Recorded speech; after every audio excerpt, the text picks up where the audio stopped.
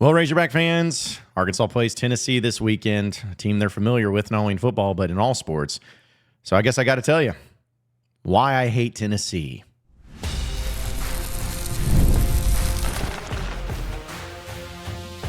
You are Locked On Razorbacks, your daily podcast on the Arkansas Razorbacks, part of the Locked On Podcast Network, your team every day. And welcome into Locked On Razorbacks podcast. I am your host, John Neighbors. I am also the host of Inside Arkansas Live, which you can catch every weekday starting at noon on Inside Arkansas and InsideArkansas.com. Today's episode is brought to you by FanDuel. Place your $5 bet, and you'll get $200 in bonus bets guaranteed. Visit FanDuel.com to get started. Hope everybody's having a wonderful Friday. You've made it. It's the weekend, or at least close to it. And we got Arkansas and Tennessee tomorrow night at 6:30 on ABC.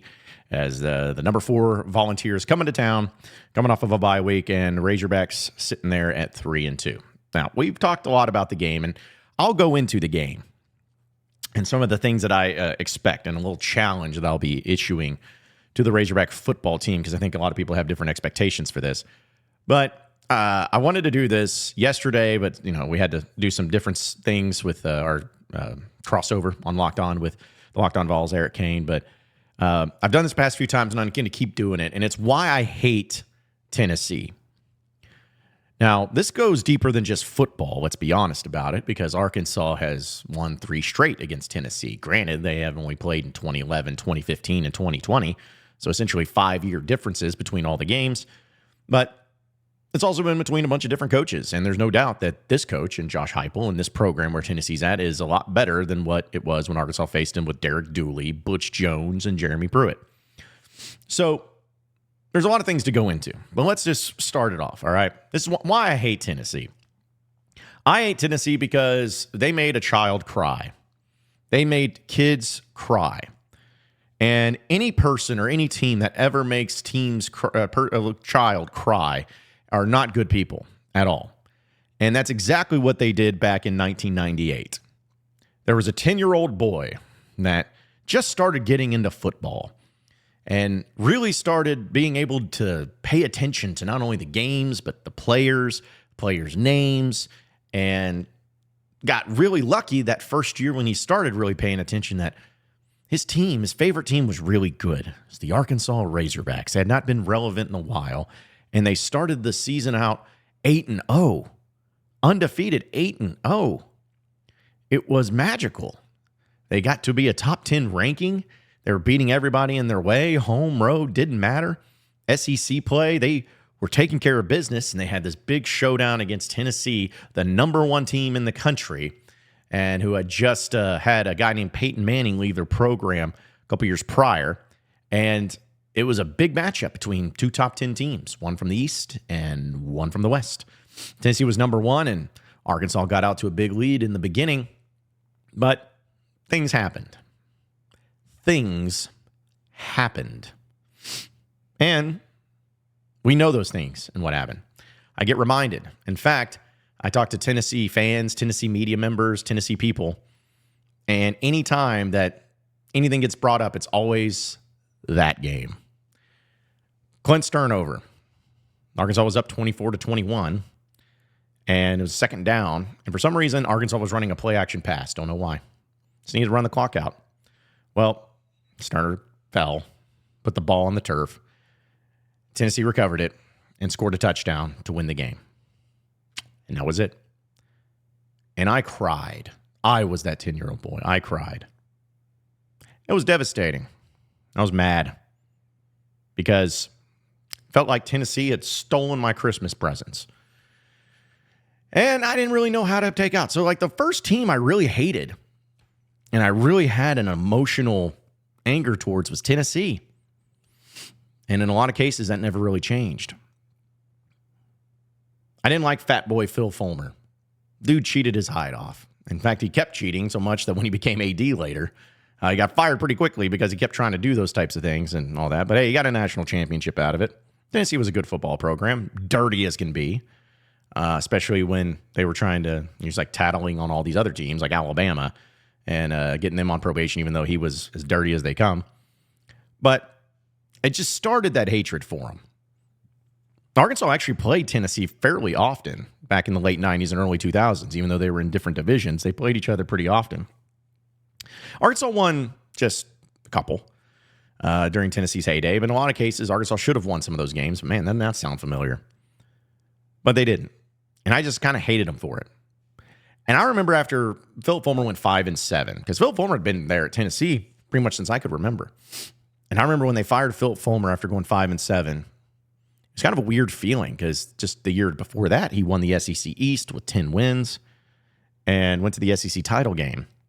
But they needed to change. And I guess what I really hated about Tennessee throughout that stretch was that they hired Lane Kiffin in year one. Now, Lane Kiffin now is a lot different than Lane Kiffin back in 2009, folks.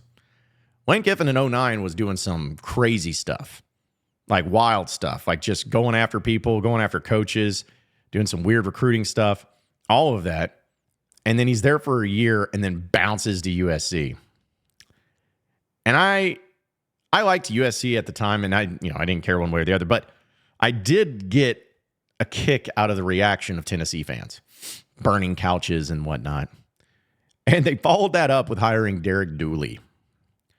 I didn't have any problems with Derek Dooley. He was just in over his head. His orange pants out there and everything, just in over his head. Well, then after Derek Dooley, they hired Butch Jones. And Butch Jones, of course, the champion of life is what he always was referred to. Had a couple plays, some Hail Marys. I think he had a 9-win season, something like that. He wasn't just god-awful. But there was a likability thing that just didn't really fit. He didn't fit in with Tennessee. Tennessee didn't fit in with him. And all that eventually came to an end.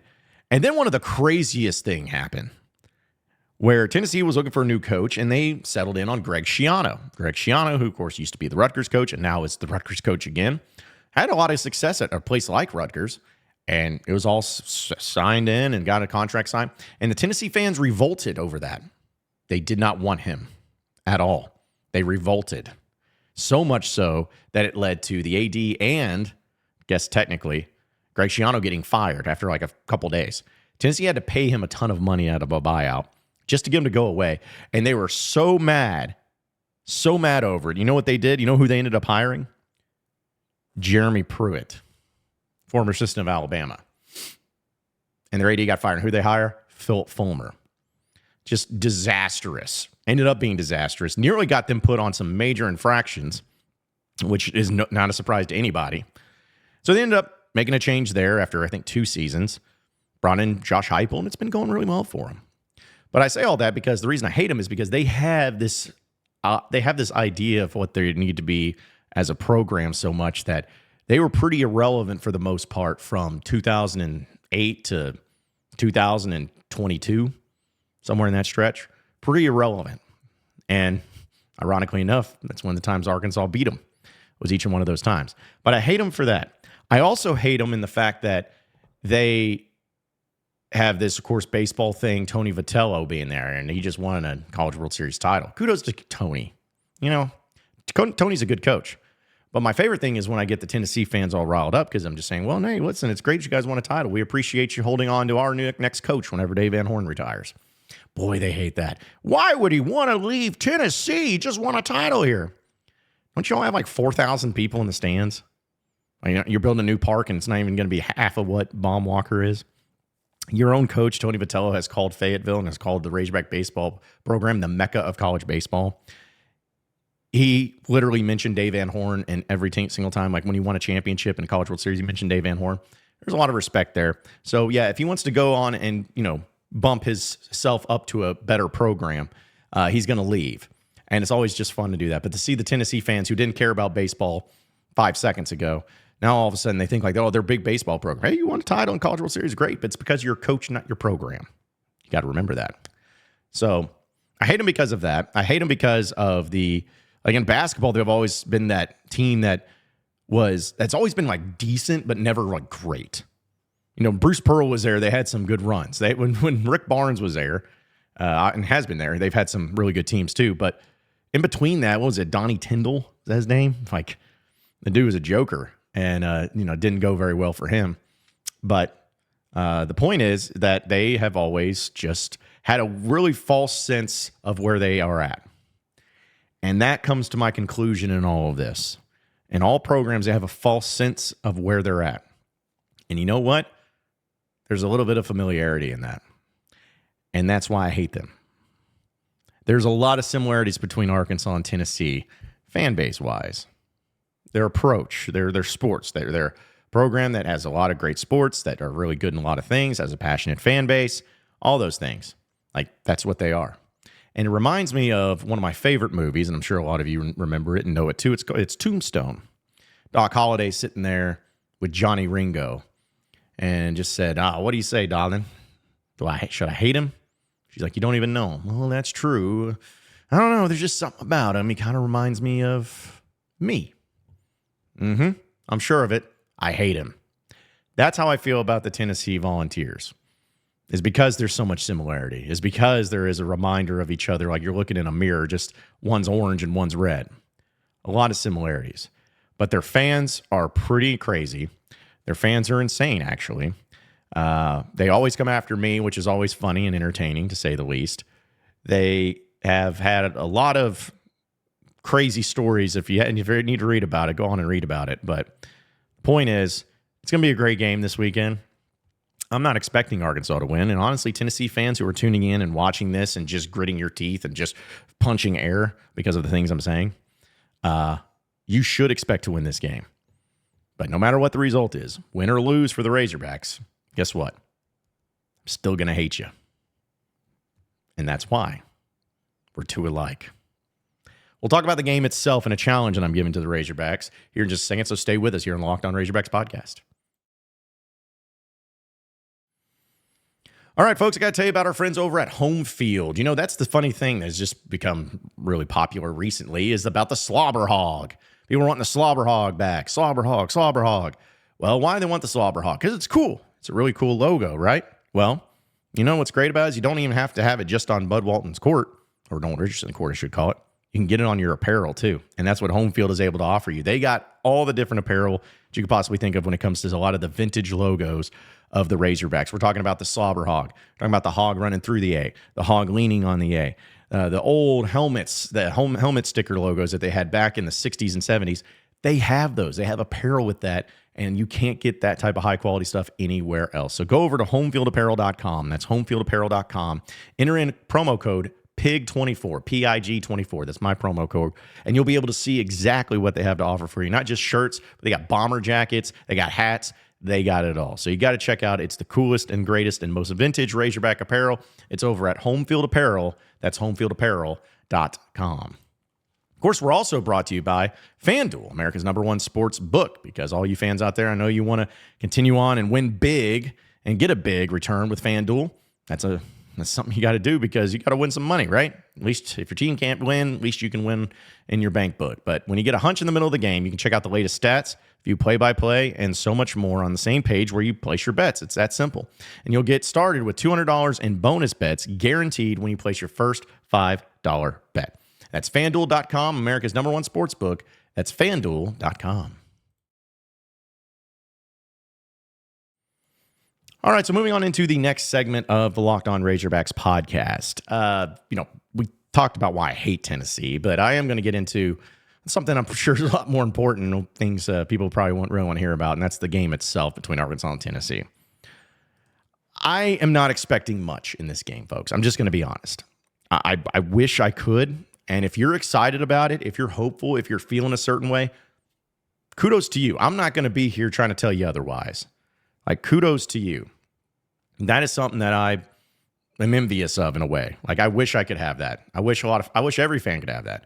But if you're just looking at the numbers and reality and everything, it's not a good setup. Like, for instance, I think I brought this up earlier this week, but the game notes and the statistical breakdown for either team just does not favor Arkansas. I mean, you're talking about Tennessee being ranked first in both scoring offense and scoring defense in the SEC, and #1 in scoring offense in the country, and #2 in scoring defense in the country.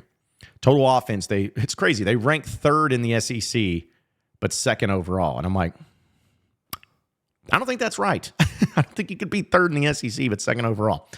But they're really good in that. They're #1 in total defense allowed. They're #1 in rush offense. They're #2 in rush defense.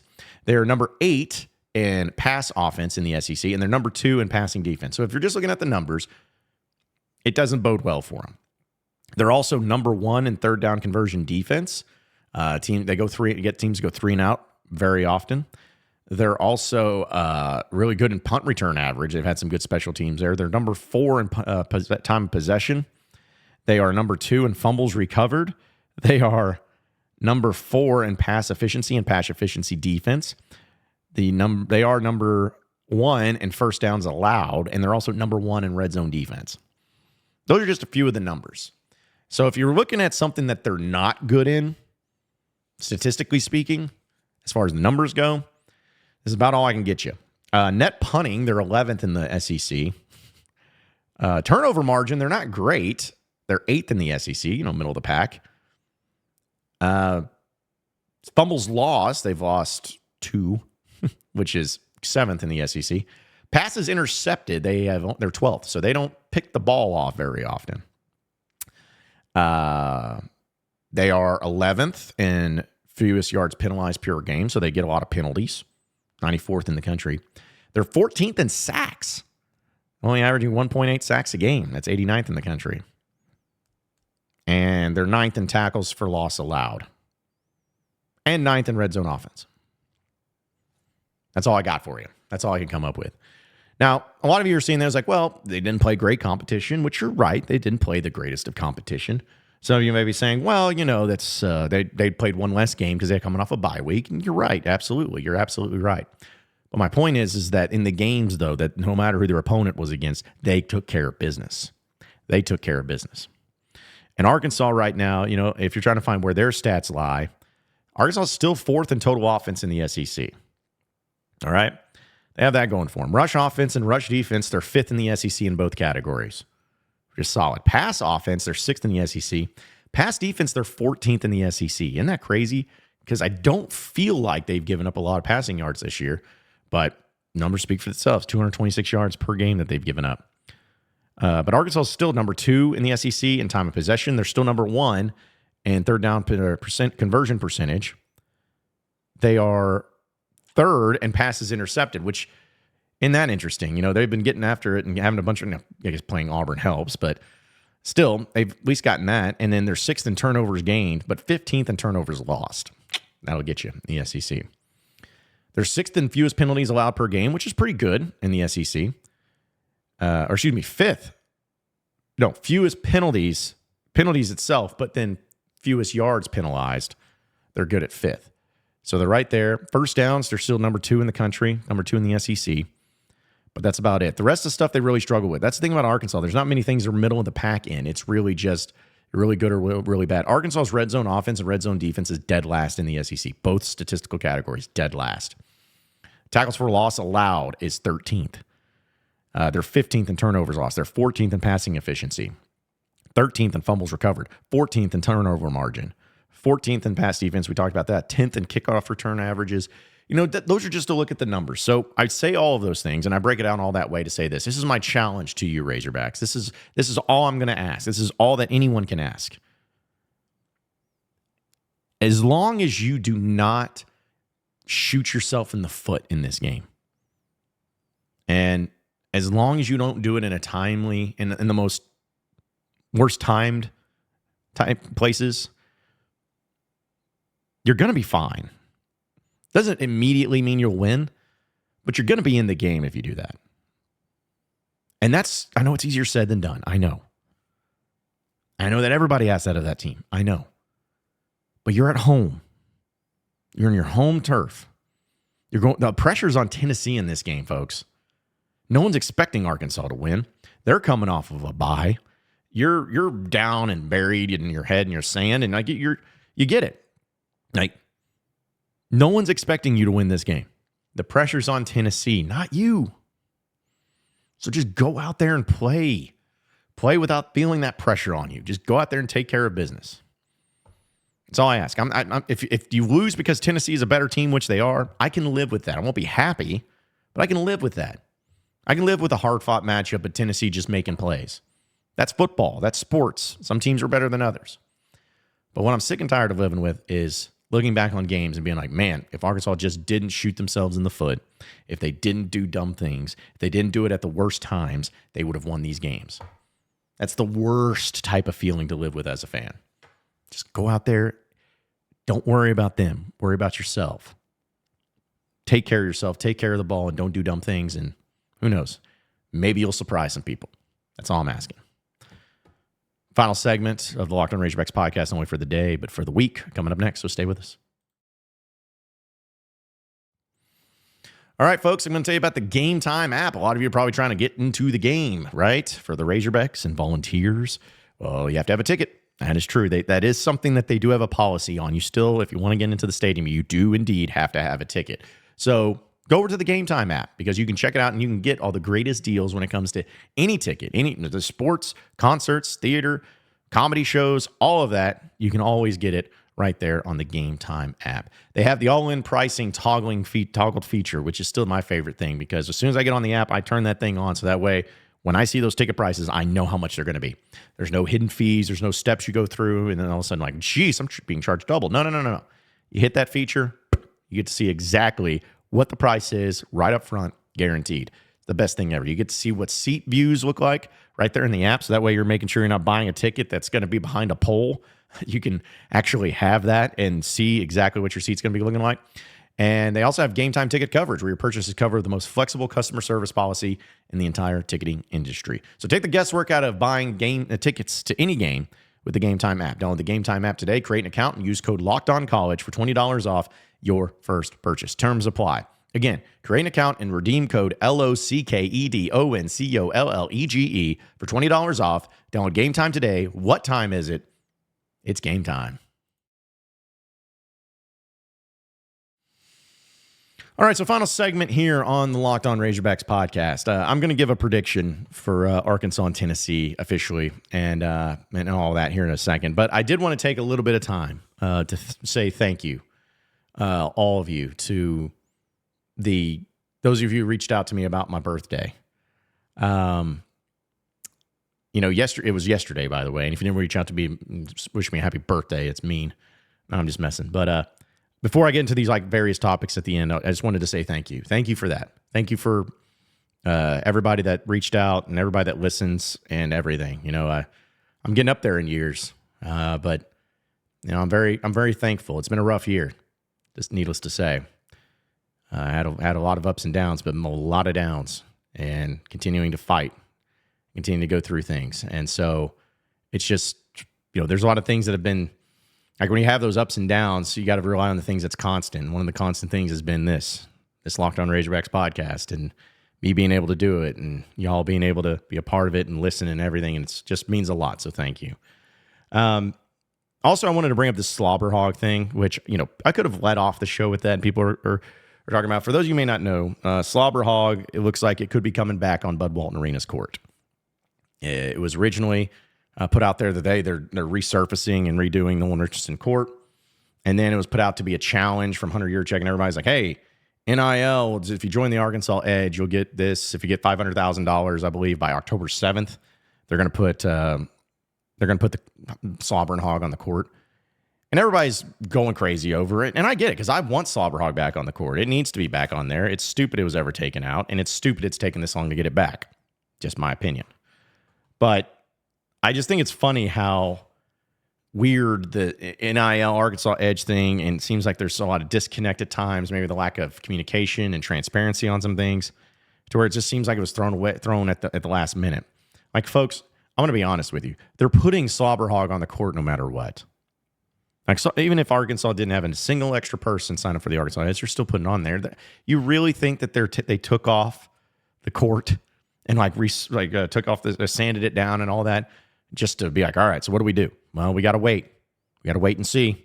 Don't touch it yet. We got to wait and see if they go in on this for Arkansas Edge. No, they're putting it on there. But it was just a way of promoting and getting money, which is great. That's Hunter Yurchek's job, is fundraising, and that's what they need to do. They need to get funds in there. But the thing is the reason I love having the Slobber Hog back and why it needs to come back is because it's a great representation of what the unique nature of Razorback sports. The reason it was taken off originally was because it wasn't an official logo. They needed to be more for the brand.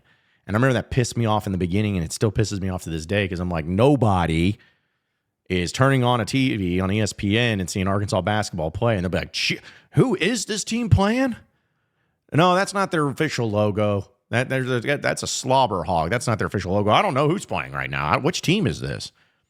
No one's doing that. That was just a cop-out answer. It's changing things for the sake of changing.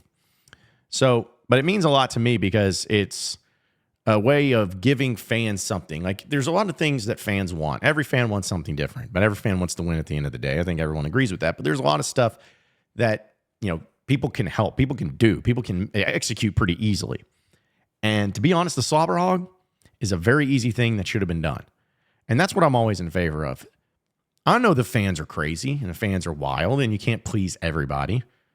But if there are simple things that you can do, like getting rid of Pepsi and bringing Coca-Cola back, like getting rid of the old hog and bringing Slobber Hog back, any of those things, do it.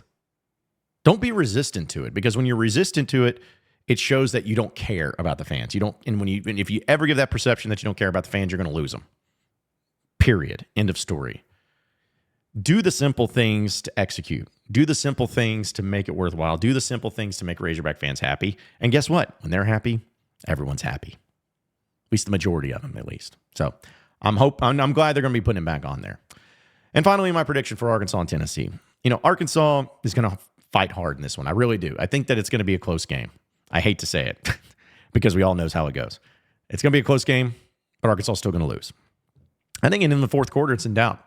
But Tennessee pulls away. Maybe Arkansas makes some mistakes in the end. I really would love to be wrong. If Arkansas won, it'd be awesome.